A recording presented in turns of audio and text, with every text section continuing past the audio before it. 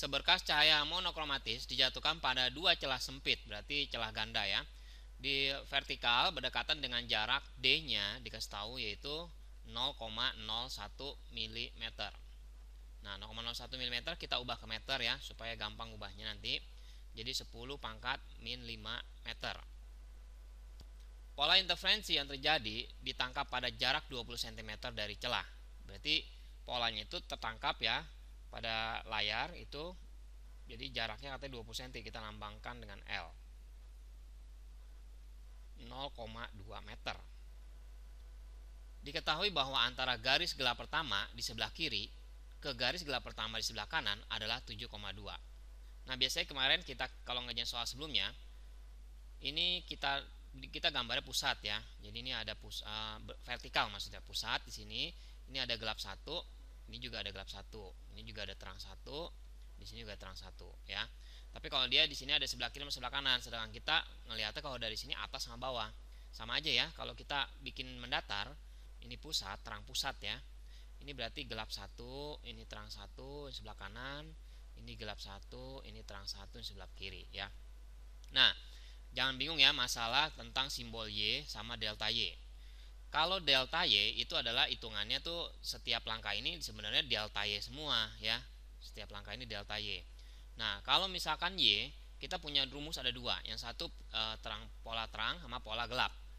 Nah, yang pola terang itu rumusnya ada Y kali L per lambda sama dengan 2N dikali setengah lambda.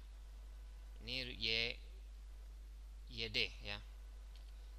Y kali D per L. Nah, yang di sini yang dimaksud Y itu adalah jarak ya dari pusat itu ke terang ke berapa? Misalnya kita anggap terang ke 1. Nah, ini adalah Y sini ya. Sedangkan kalau kita melihat dari delta Y, memakai rumus delta Y, kita tahu ya rumus delta Y itu adalah L kali lambda per 2D.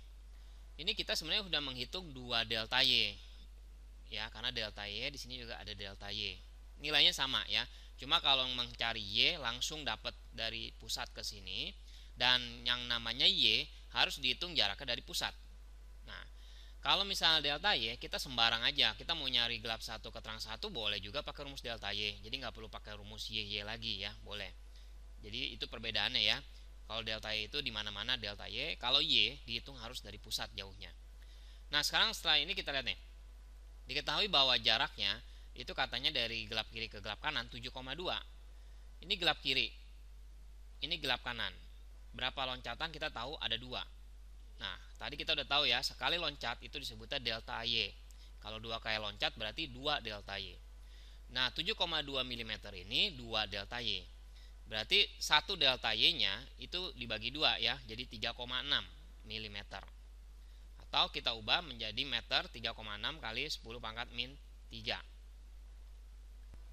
Kita cari panjang gelombang, rumusnya pakai delta Y ya. Kita pakai rumus di sini nih.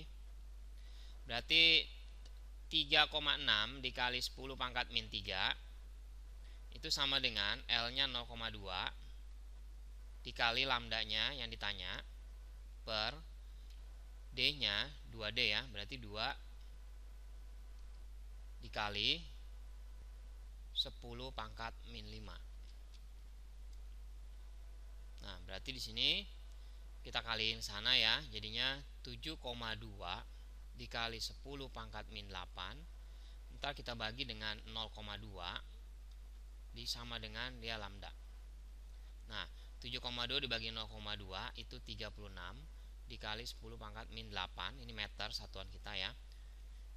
Kalau kita jawabannya dalam nanometer, berarti kita tahu nih 1 nanometer itu sama dengan 10 pangkat min 9 meter.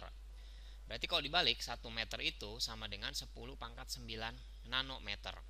Kita mau ubah meter ke nanometer, berarti kita kalikan aja. 36 kali 10 pangkat min 8 dikalikan 10 pangkat 9. Ini jadi jawaban nanometer. Jadi jawabannya adalah 360 nanometer lambdanya. Nah, dari sini jawaban kita adalah yang C.